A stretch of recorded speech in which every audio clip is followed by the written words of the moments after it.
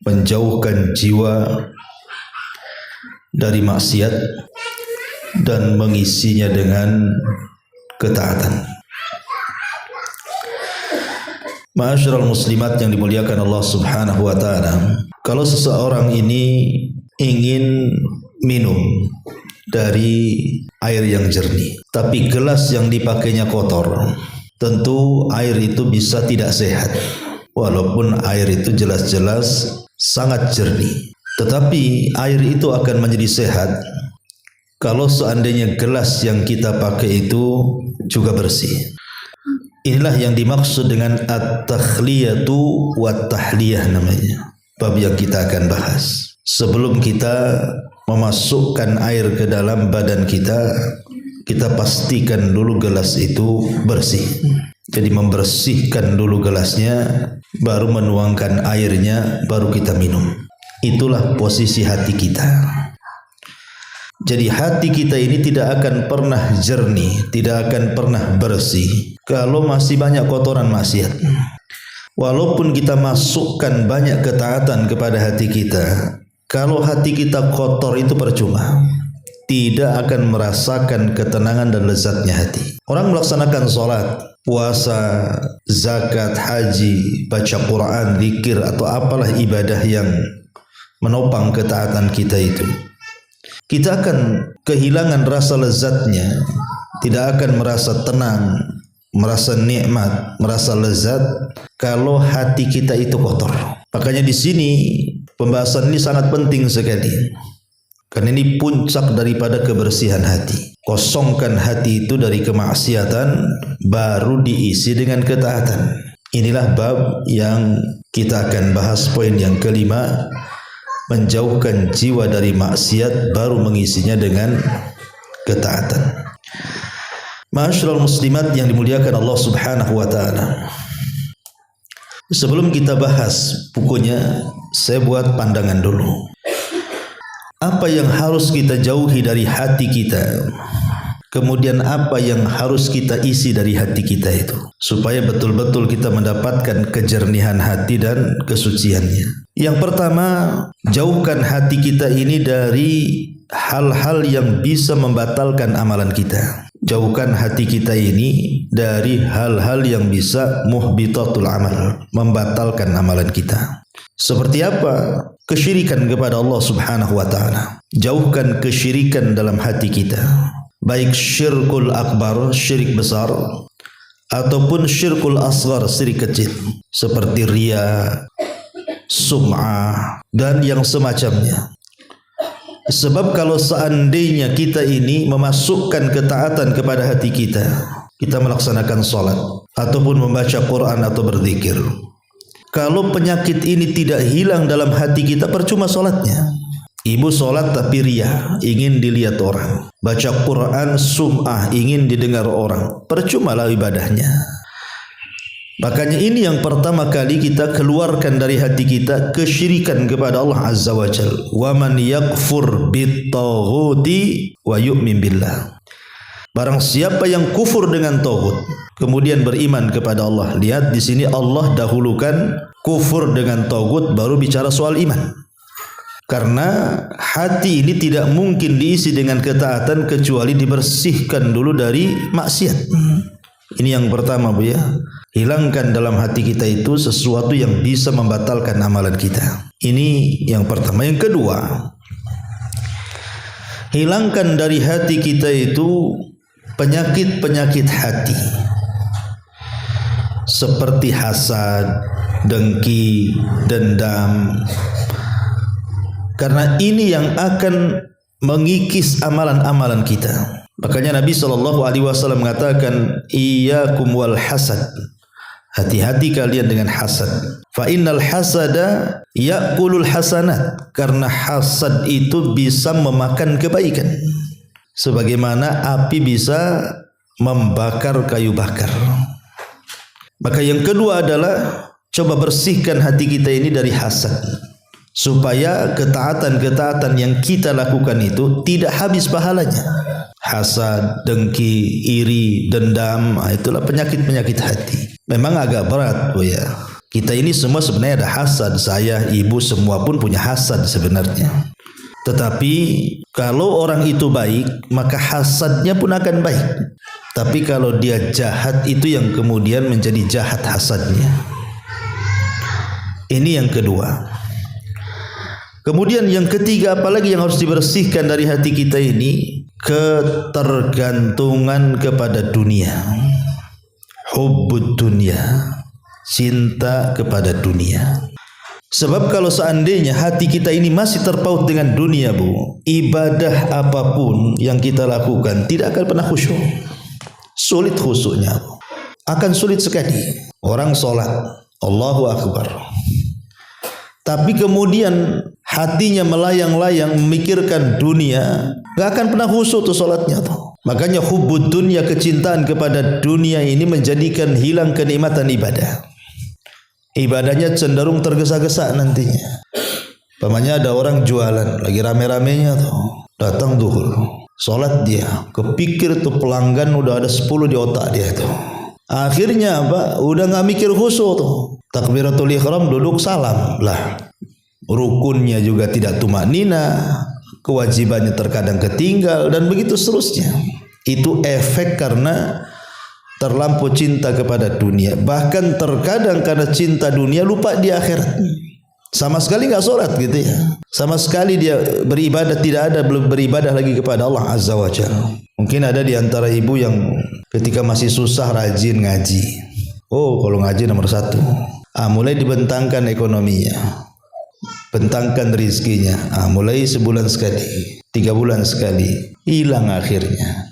Ya. Jadi ini yang ketiga, hilangkan ketergantungan kita kepada dunia. Yang keempat, yang harus kita juga keluarkan dari hati kita adalah dosa dan kemaksiatan kepada Allah Subhanahu wa taala. Berupaya untuk menjauhkan kita ini dari maksiat.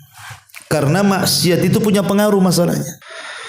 Maksiat itu punya pengaruh kepada iman. Iman ini kalau dihantam dengan kemaksiatan lama-lama lemah. Makanya di istilah para ulama, al-imanu yazidu wa yanqus.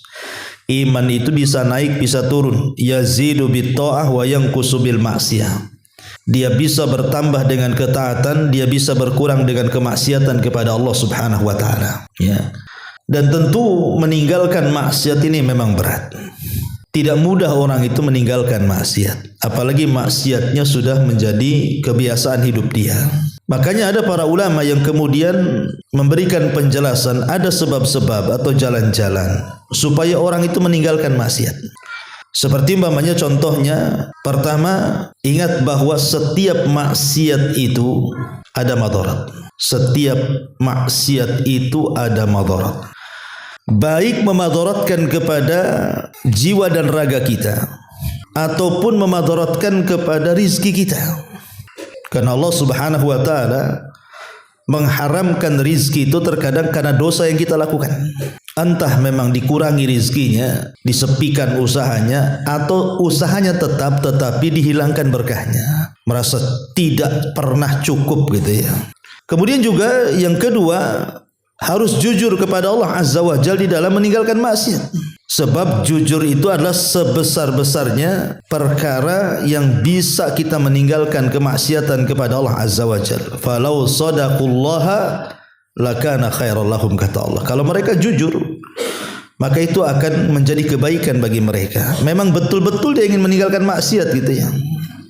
Termasuk juga hal-hal yang bisa membantu kita untuk meninggalkan maksiat, seperti kata para ulama, jauhi teman-teman, kawan-kawan, rekan-rekan yang tidak baik. Sebab kalau kita berkawan dengan ahli maksiat, lama-lama kita ikut maksiat tuh. Ibu punya kawan ratu gibah, lama-lama ibu ikut jadi ratunya juga di situ tuh. Tapi kalau ibu berkawan dengan orang yang ahli baca Quran, lama-lama juga ingin baca Quran. Memang begitu. As-sahibus sahib, kata orang Arab itu. Kawan itu biasanya nyeret, narik. Iman lari kepada yang baik, iman lari kepada yang jahat. Kemudian juga berusaha untuk mujahadah, lawan, harus melawan, memang harus dilawan ya. Kalau nggak dilawan nggak bisa. Karena maksiat itu masalahnya sesuatu yang dihiasi. Syahwat itu kan menghiasi. Dan kita ini mudah tertarik gitu ya. Kalau tidak dilawan maksiat itu, pasti kita akan terjerumus kepada maksiat. Makanya perlu mujahadah, bersungguh-sungguh. Kemudian berdoa kepada Allah Subhanahu wa taala, kemudian mengingat akan kematian, bahwa setelah kematian itu akan ada azab kubur, ada nikmat kubur, ada surga, ada neraka. Ingat semuanya tuh, supaya kita berpikir panjang kalau mau bermaksiat kepada Allah Subhanahu wa taala. Intinya yang keempat adalah bersihkan hati kita dari maksiat. Dan yang terakhir, bersihkan hati kita dari akhlak-akhlak yang jelek, akhlak-akhlak yang buruk. Semua akhlak yang buruk lah kan itu ya.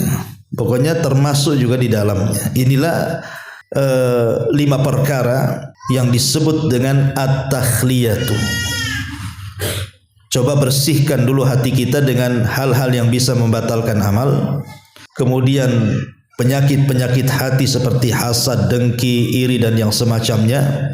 Kemudian juga bersihkan hati dari ketergantungan kepada dunia atau cinta dunia. Kemudian bersihkan hati dari setiap dosa dan kemaksiatan dan juga akhlak-akhlak yang tercela. Itulah poin pertama, menjauhkan jiwa dari hal-hal yang bisa mengotori.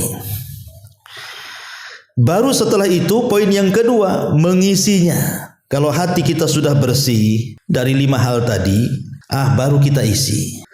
Dengan apa caranya kita mengisi hati kita ini? Setelah kita bersihkan hati kita, baru kita isi hati kita itu. Tentu yang paling besar adalah bihubbillahi azza wa jalla, dengan kecintaan kita kepada Allah. Sebab kalau kita sudah cinta kepada Allah Subhanahu wa taala, maka apapun yang Allah perintahkan pasti kita lakukan. Apapun yang Allah larang pasti kita tinggalkan. Karena biasanya orang yang mencintai kepada orang yang dicintai itu pasti dia akan nurut. Ibu cinta dengan suami, apa kata suami pasti ibu lakukan. Ibu benci kepada suami, suami mau nyuruh apapun malas ibu lakukan. Kalau orang sudah cinta kepada Allah, maka apapun yang Allah perintahkan pasti dilakukan tuh. Karena demi menampakkan kecintaannya. Apapun yang Allah larang pasti kita tinggalkan untuk menyenangkan orang yang dicintainya.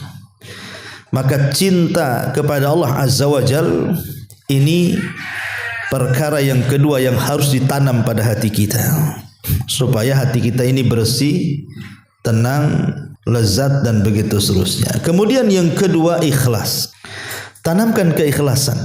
Hanya semata-mata Allah Subhanahu wa taala tujuan hidupnya. Qul innas salati wa nusuki wa mahyaya wa mamati lillahi rabbil alamin.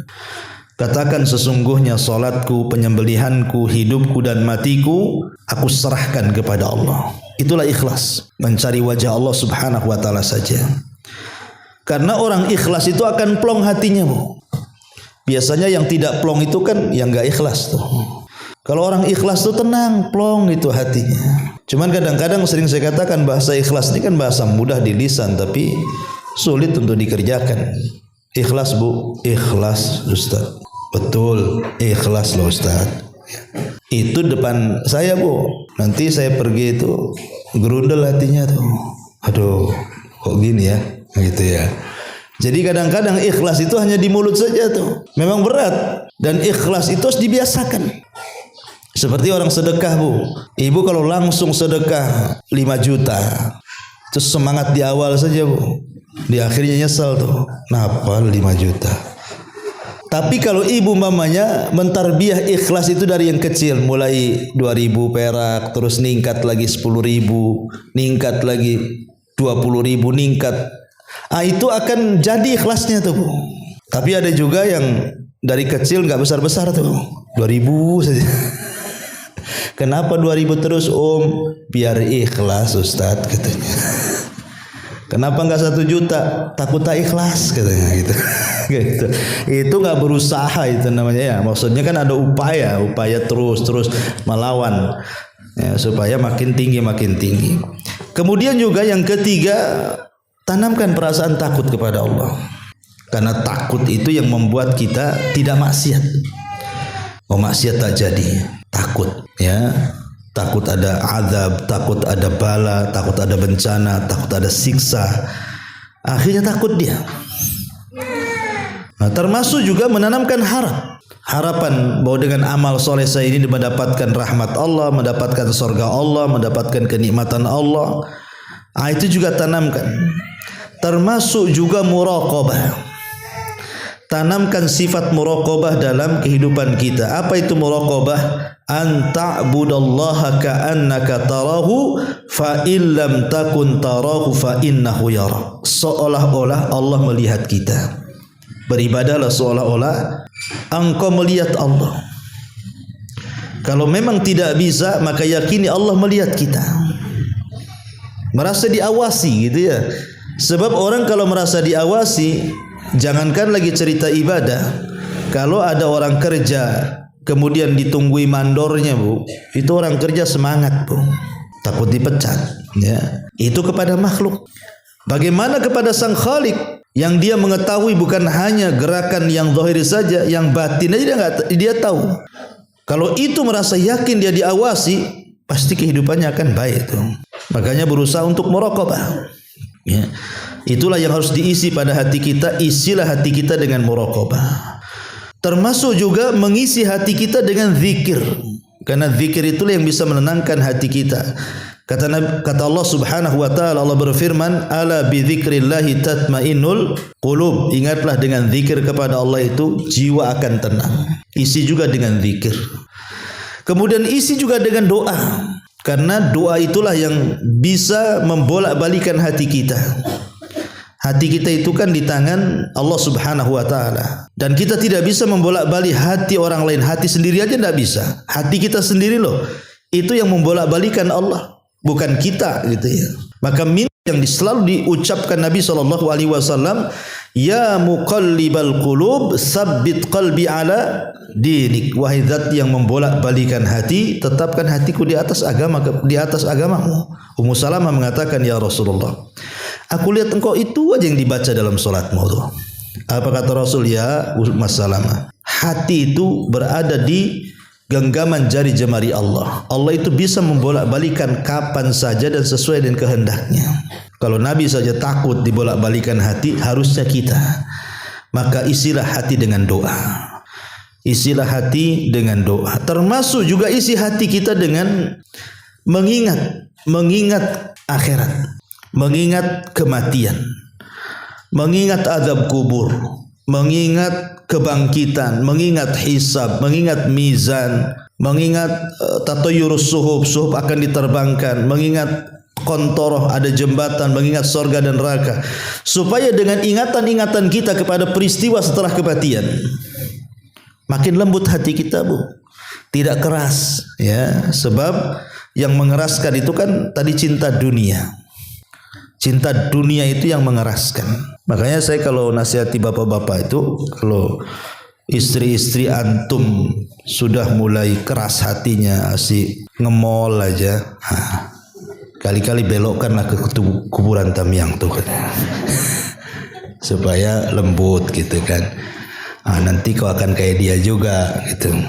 Jadi ini juga mengingat kehidupan akhirat itu. Kemudian juga masukkan ke dalam hati kita mencintai orang-orang lemah, mencintai fakir miskin, fuqara wal masakin, mencintai anak-anak yatim, mengusap kepalanya gitu ya, supaya lembut hatinya. Orang yang keras hatinya itu karena nggak pernah cinta kepada fuqara, kepada masakin, kepada al-yatama, anak-anak yatim. Hidupnya lulu-lulu gua-gua saja, itu keras hatinya tuh. Nggak punya kepekaan namanya. Maka isi juga hati kita dengan memperhatikan mereka, kasihan dengan mereka. Kemudian juga berusaha dekatkan hati kita dengan Allah Subhanahu wa taala dengan memperbanyak ibadah-ibadah di waktu-waktu yang Allah dekat dengan kita. Seperti mamanya di sepertiga malam akhir, kita bangun tahajud, qiyamul lail, berwudu, berzikir, baca Quran, salat dan yang semacamnya lah kan gitu ya. Itu juga hal-hal yang bisa membersihkan hati kita, termasuk juga membiasakan sedekah. Membiasakan sedekah. Karena zakat, sedekah itu kan hal-hal yang bisa membersihkan hati. Khudh min amwalihim shadaqatan tutahhiruhum wa tuzakkihim biha. Allah Subhanahu wa taala mengatakan, ambillah zakat dari sebagian harta mereka, dengan zakat itu kamu membersihkan mereka dan mensucikan mereka. Jadi membiasakan zakat, sedekah, kemudian salat dan yang semacamnya. Lah inilah gambaran yang disebut dengan at-tahliyatu wat-tahliyatu namanya. Pakai kha dan pakai ha. Tahliyah dan tahliyah. Kalau tahliyah menjauhkan jiwa dari hal-hal yang bisa merusak, ya mungkin maksiat, akhlak buruk dan yang lainnya. Kalau at-tahliyah artinya mengisi dengan ketaatan. Baik, kita baca bukunya. Ya. Poin yang kelima, menjauhkan jiwa dari maksiat dan mengisinya dengan ketaatan. Hakikat kesucian adalah mengosongkan jiwa terlebih dahulu. Dengan apa? Dengan membersihkan dari hal-hal yang hina ataupun maksiat ataupun dosa. Baru setelah itu mengisi dengan amalan-amalan ketaatan dan ibadah. Tadi saya sudah jelaskan. Ya, kosongkan hati itu jangan sampai disarang atau tersarang padanya hal-hal yang bisa membatalkan amal seperti riya, sum'ah, sombong, takabur, yang lainnya. Kemudian kosongkan hati dari penyakit-penyakit hati, hasad, iri, dengki dan yang semacamnya. Kosongkan hati dari ketergantungan kepada dunia, kosongkan hati dari dosa dan maksiat, termasuk kosongkan hati dari akhlak-akhlak yang jelek. Baru setelah itu diisi dengan cinta, dengan takut, dengan harap, dengan zikir, dengan solat, dengan zakat, dengan doa dan yang semacamnya. Tadi sudah saya jelaskan. Allah Subhanahu wa taala berfirman di sini, khudh min amwalihim shadaqatan tutahhiruhum wa tuzakkihim biha wa shalli alaihim. Ambillah zakat dari sebagian harta mereka. Dengan zakat itu kamu membersihkan mereka dan mensucikan mereka, dan doakanlah mereka. Kemudian di sini firman Allah Azza wa Jalla, kalimat tutahhiruhum, maksudnya tutahhirum apa? Membersihkan mereka ini di dalamnya terdapat isyarat untuk berhenti melakukan perbuatan buruk. Karena hal itu dapat membersihkan diri dari mereka dari dosa. Sedangkan firman Allah Azza wa Jal, wa tuzakkihim, mensucikan mereka, di dalamnya terdapat isyarat untuk mengisi kekosongan jiwa dengan melakukan perbuatan mulia dan kebajikan. Jadi ayat surah At-Taubah 103 ini sebagai dalil tentang bab yang kita kaji. Kalau hati kita ingin bersih, kalau hati kita ingin suci, pertama tutahhiruhum, bersihkan dulu hatinya, kosongkan dulu hatinya. Baru wa tuzakkihim, baru isi. Kosongkan dulu baru diisi gitu ya. Dikosongkan dari apa ya tadi? Dari maksiat, dari dosa, dari akhlak yang jelek dan yang semacamnya. Baru diisi dengan ketaatan, diisi dengan ibadah. Baru hati kita itu akan bersih. Kemudian dalam firman ini kata membersihkan didahulukan sebelum kata mensucikan. Hal ini menunjukkan bahwa jiwa harus terlebih dahulu dikosongkan dari dosa, baru kemudian diisi dengan perbuatan baik. Karena itu bila seseorang ingin mensucikan jiwa, maka yang pertama kali dia harus melakukan adalah menanggalkan semua dosa-dosa yang mampu merusak hatinya, serta yang menghalanginya dari cahaya hidayah dan keimanan. Dan hal ini bisa dilihat dalam hadis Nabi SAW. Innal abda idza akhta'a khati'atan nukitat fi qalbihi nuqtatus sauda. Fa idza huwa naza'a wastaghfara wa taba suqila qalbuhu wa in ada zida fiha hatta ta'lu qalbahu wa huwa ar-ran alladhi dzakara Allahu kallabal rana ala qulubihim ma kanu yaksibun.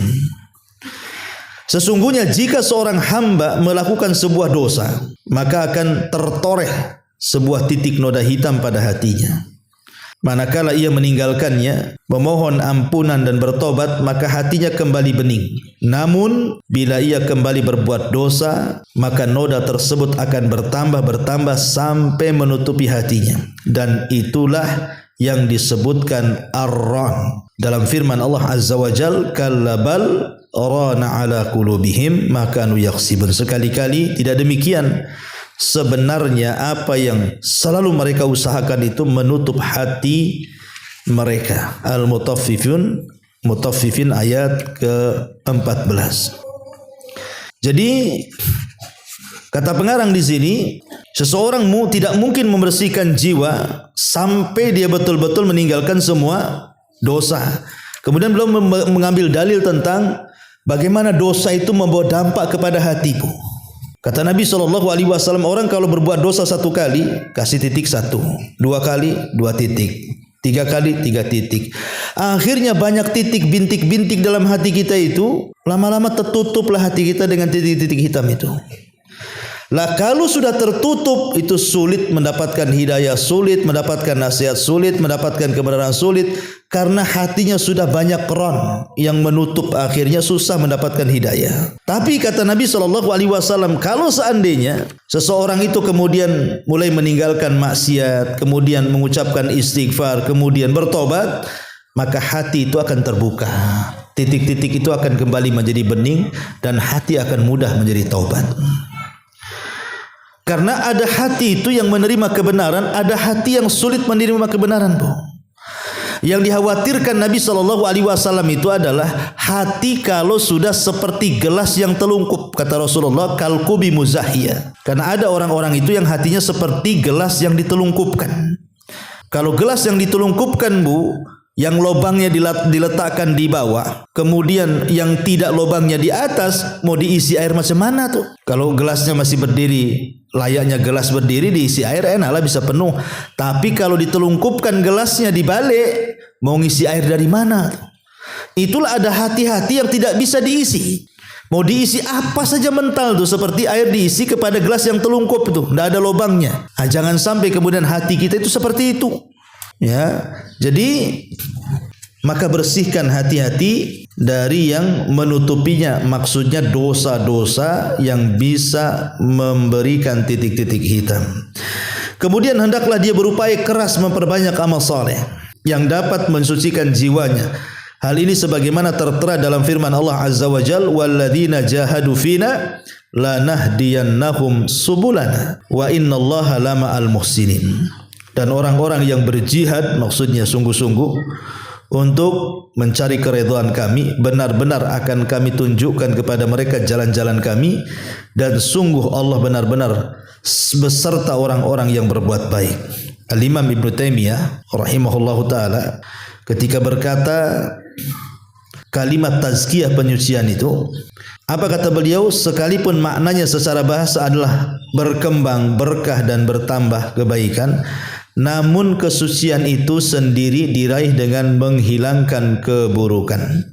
Sehingga tazkiyah di sini maksudnya menghimpun semua makna yang sudah dijelaskan di atas. Intinya bab ini, Bu, ya, adalah bagaimana caranya kita itu berusaha membeningkan hati, menjernihkan hati, mensucikan hati hanya dengan 2 cara.